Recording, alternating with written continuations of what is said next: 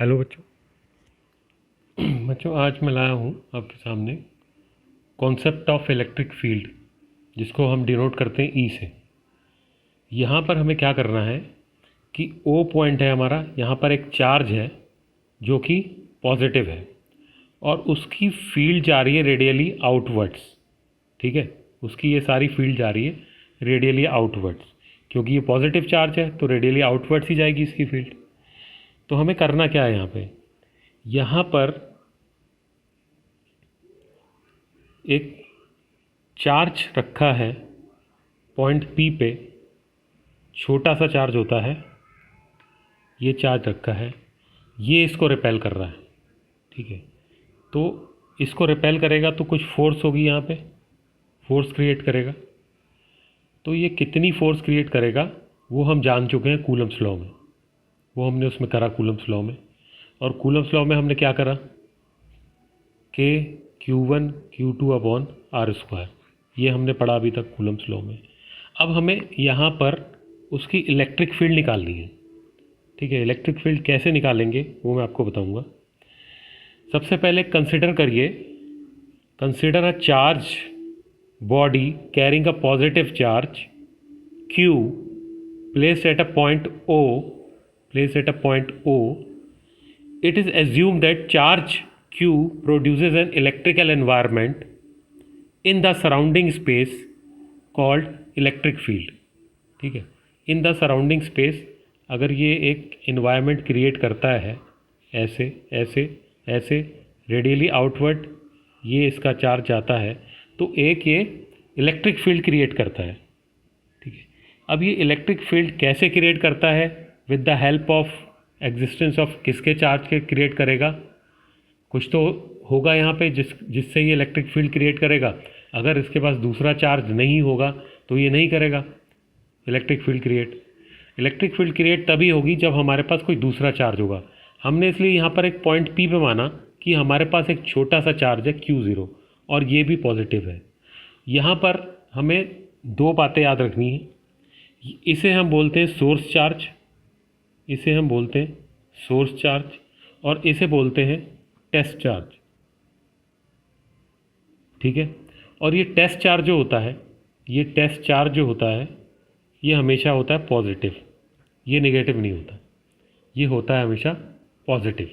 ठीक है, और सोर्स चार्ज नेगेटिव भी हो सकता है, पॉजिटिव भी हो सकता है। तो ये बहुत ही छोटा सा चार्ज होता है, बहुत ही माइन्यूट सा छोटा सा चार्ज होता है। अब इसका इन्फ्लुएंस इसके साथ कितना है, क्यों ये हमें पता करना है। ये जो इसका चार्ज है ये रेडियली इन्फिनिटी तक जा रहा है, ये रेडियली आउटवर्ड्स है और ये इन्फिनिटी तक चार्ज इसका जा रहा है। ये चार्ज जो है कहीं भी छिप नहीं सकता, इसके साथ इसका रिपेलेशन होना ही है। अगर ये कहीं छिप जाता है तब भी ये चार्ज इसे ढूंढ लेगा और इसको रिपेल कर देगा, क्योंकि इसकी जो रेस जा रही है ये जा रही है इन्फिनिटी तक। तो ये कहाँ छुपेगा, ये छुप ही नहीं सकता। ठीक है, तो इसको इसलिए बोलते हैं टेस्ट चार्ज, क्योंकि ये एक्सपेरिमेंट पर्पस के लिए यूज़ होता है और ये बहुत ही छोटा सा चार्ज होता है। It is used in second हम लिखेंगे, it is used in experiment purpose, it is used for experiment purpose. ठीक है, अब यहाँ पर दो चार्ज हो गए, एक Q हो गया, एक Q0 हो गया। ठीक है, एज्यूम करो ये आपके सामने है, तो दो चार्ज हो गए। अब इलेक्ट्रिक फील्ड E निकालनी है। इलेक्ट्रिक फील्ड E ये जनरेट करेगा यहाँ पर। तो यहाँ पर देखिए ये सारी इमेजिनरी लाइंस है यहाँ पे। ठीक है, ये इसको रिपेल करेगा, रिपेल करेगा तो कुछ क्या होगा, इलेक्ट्रिक फील्ड जनरेट होगी। रिपेल करेगा, इलेक्ट्रिक फील्ड जनरेट होगी, कुछ फोर्स जनरेट होगी, तो उसके बारे में ही हम बात करेंगे। इस छोटे से चार्ज के द्वारा कुछ ना कुछ इंटरेक्शन होगा दोनों में, और वो क्या इंटरेक्शन होगा उसकी हम बात करेंगे। अब ये वाला जो चार्ज है ये क्या करता है, ये रेडियली आउटवर्ड्स करता है। अगर इसकी जगह होता निगेटिव चार्ज, अगर इसकी जगह होता ओ पॉइंट पे निगेटिव चार्ज, ठीक है, तो यहाँ पे फील्ड अंदर आ रही होती सारी। ये अगर माइनस में होता, ये फील्ड अंदर आ रही होती, ये फील्ड अंदर आ रही होती, ऐसे करके। तो यहाँ पर क्या उसका फ़र्क पड़ता, क्या प्रभाव पड़ता, अगर P पे ये इस तरह से होता। तो फोर्स कहाँ पे जनरेट होती? फोर्स इस तरह से जनरेट होती, रेडियली इनवर्ट्स। और यहाँ पर फोर्स कहाँ जनरेट हो रही है? Radially outwards. ठीक है, दो चीज़ें मैंने आपको बता दी। और इलेक्ट्रिक फील्ड कहाँ जनरेट हो रही है? यहाँ पे ये भी आउटवर्ड्स हो रही है और ये इनवर्ट्स हो रही है। तो ये चीज़ें हमें, ये हमारा कॉन्सेप्ट है इलेक्ट्रिक फील्ड का, कि अगर चार्ज पॉजिटिव हो, ये हमेशा पॉजिटिव रहेगा। अगर चार्ज पॉजिटिव हो तो ये रिपेल होगा और इलेक्ट्रिक फील्ड जनरेट होगी रेडियली इन आउटवर्ड्स। और अगर ये हमारा चार्ज निगेटिव है तो क्या होगा? ये हमारा चार्ज पॉजिटिव है तो रेडियली इनवर्ट्स होगा ये सारा कुछ, तो इलेक्ट्रिक फील्ड जनरेट होगी रेडियली इनवर्ट्स। तो नेक्स्ट हमारा जो टॉपिक रहेगा वो रहेगा कि इलेक्ट्रिक इंटेंसिटी हम कैसे निकालेंगे। इलेक्ट्रिक इंटेंसिटी ई हम कैसे निकालेंगे? तो इलेक्ट्रिक इंटेंसिटी ई के लिए, इलेक्ट्रिक इंटेंसिटी ई निकालने के लिए मैंने एक यहाँ पे चार्ज दिया प्लस क्यू। ठीक है, अब मैंने इस चार्ज को एक पी पॉइंट पे ये टेस्ट चार्ज ले लिया, ये एक छोटा सा टेस्ट चार्ज ले लिया यहाँ पर। अब इसका फोर्स लगेगा यहाँ पे अकॉर्डिंग टू कूलम्स लॉ। दो चार्ज हैं, ये दोनों चार्ज में रिपल्शन होगा, फोर्स लगेगा इस तरफ। ठीक है, ये अभी तक हमने पढ़ा। अब यहाँ पर इलेक्ट्रिक इंटेंसिटी जो होती है वो कैसे जनरेट होगी? इसका फॉर्मूला होता है बच्चों इलेक्ट्रिक इंटेंसिटी का, force on test charge, force on test charge divided by test charge, divided by test charge. अब फोर्स ऑन टेस्ट चार्ज आपको पता है क्या होता है? के क्यू, ये क्यू आ गया और ये छोटा सा है के क्यू1 क्यू2, ये क्यू2 आ गया यहाँ पे।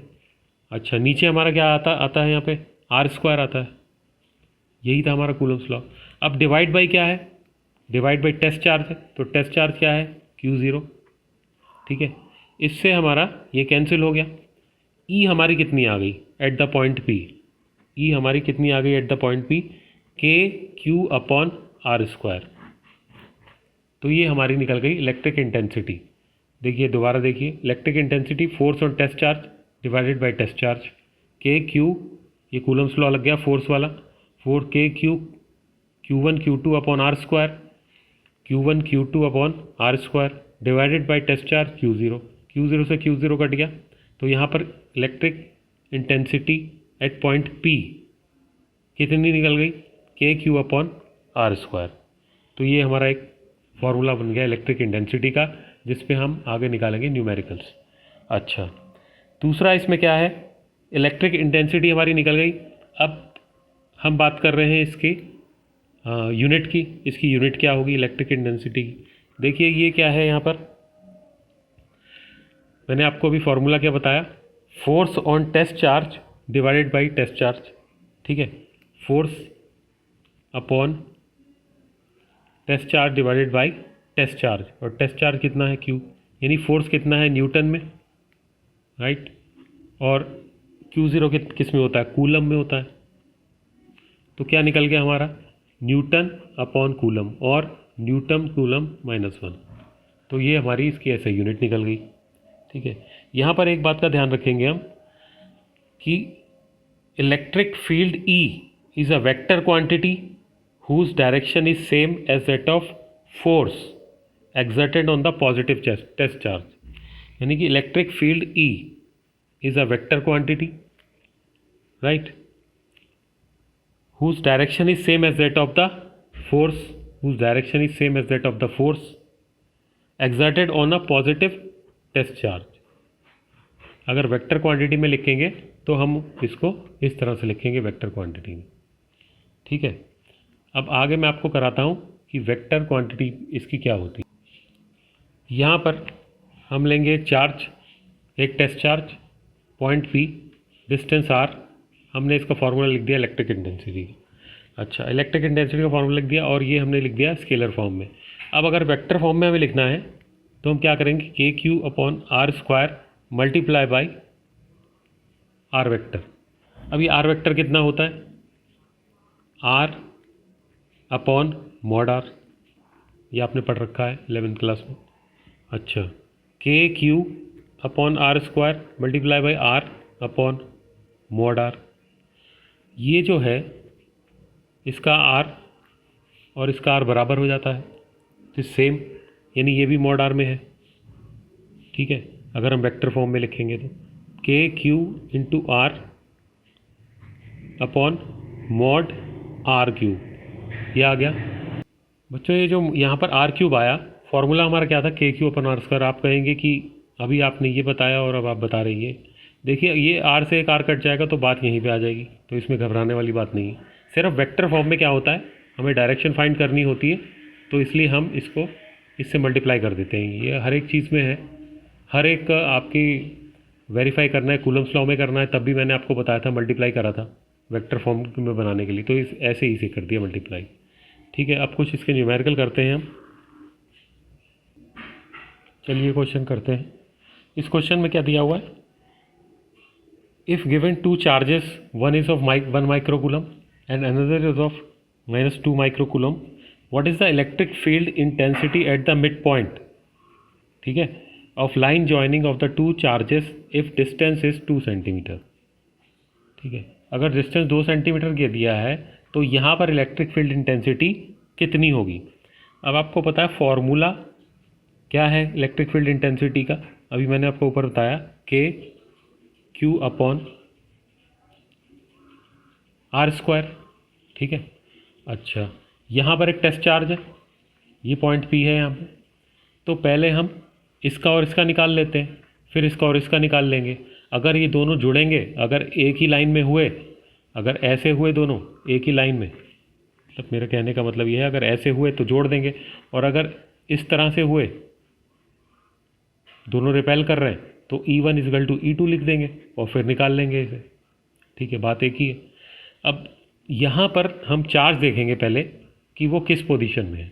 ये चार्ज तो पॉजिटिव है, ये चार्ज नेगेटिव है। ठीक है, ये चार्ज पॉजिटिव है, ये चार्ज नेगेटिव, ये हमेशा पॉजिटिव रहता है। तो ये चार्ज, इसने इसको रिपेल किया, यहाँ आई बात, यानी E1। ठीक है, E1, तो पहले हम E1 निकाल लेते हैं। यहाँ पर E1 के, ये Q है, Q1 हो गया। ये डिस्टेंस देख लीजिए आप, 2 सेंटीमीटर, तो ये कितनी हो गई 1, तो यहाँ पर क्या आ जाएगा, सेंटीमीटर है ये, यानी कि ये 1 हो गई, 1 सेंटीमीटर, ये भी 1 सेंटीमीटर। 1 सेंटीमीटर को मैंने चेंज किया ऐसे ही यूनिट में, किस में, मीटर में, तो ये क्या आ गया 10⁻³ मीटर। ठीक है, यहाँ लिख दिया मैंने 10⁻³ का होल स्क्वायर, एक ही आ गई हमारे पास।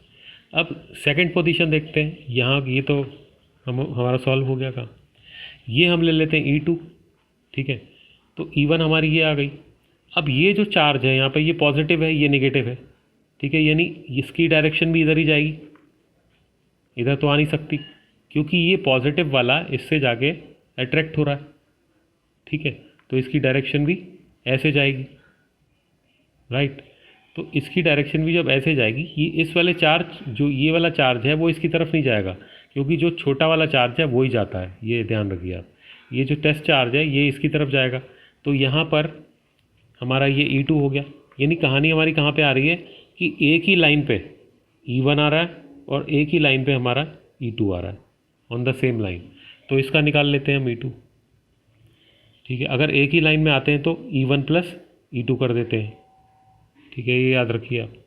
तो E1 हमारा E2 कितना आ गया, K, और Q, ये Q2 है, डिवाइडेड बाई कितना आ गया, ये आर स्क्वायर, वही 10⁻³ का होल स्क्वायर। अब इसको कर देते हैं E1 प्लस E2। ठीक है, अगर E1 प्लस E2 करते हैं तो K ये लिखा हमने। Q1 कितना है, Q1 देखिए क्या है, 1 माइक्रोकूलम। 1 माइक्रोकूलम को कूलम में चेंज करिए, 1 मल्टीप्लाई बाई 10⁻⁻⁶, ये सॉल्व हो गया हमारा। नीचे कितना था, 10⁻³ का whole square, plus of E2 कितना था, K, और Q2 कितना था, -2, तो 2 × 10⁻⁻⁶, इसको भी कूलम में चेंज कर लिया। और ये कितना है 10⁻³ का होल स्क्वायर। ठीक है, तो E1 प्लस E2 को अगर हमने करा तो K की वैल्यू हमारी क्या होती है 9 × 10⁻⁹।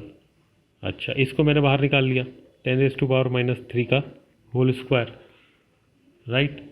अच्छा, उसके बाद मैंने ब्रैकेट को बढ़ाया यहाँ पे, और ये 10⁻⁻⁶ को मैंने कॉमन ले लिया। यहाँ पर क्या आया 1 और यहाँ पर क्या आया +2। ठीक है, इसको मैंने बंद कर दिया। तो टोटल मेरा आंसर क्या आ रहा है यहाँ पे 9 × 10⁻⁹, 10⁻, ये मल्टीप्लाई हो गई, -6 आ गया यहाँ पे। और इसकी जब मैं मल्टीप्लाई कर रहा हूँ तो 3 × 10⁻⁻⁶, -6 से -6 कट गया। यहाँ पर आंसर क्या आया मेरा 27 × 10⁻⁹ N/कूलम। मैंने आपको यूनिट बताई थी इसकी। तो ये क्या आ गया, टोटल हमारा इलेक्ट्रिक फील्ड आ गया इस पॉइंट पे, यही उसने पूछा था, total electric field at the middle point. तो 27 × 10⁻⁹ N/कूलम। So this is the answer. तो बच्चों, आज के लिए बस इतना ही। पढ़ते रहें and all the best. Thank you very much.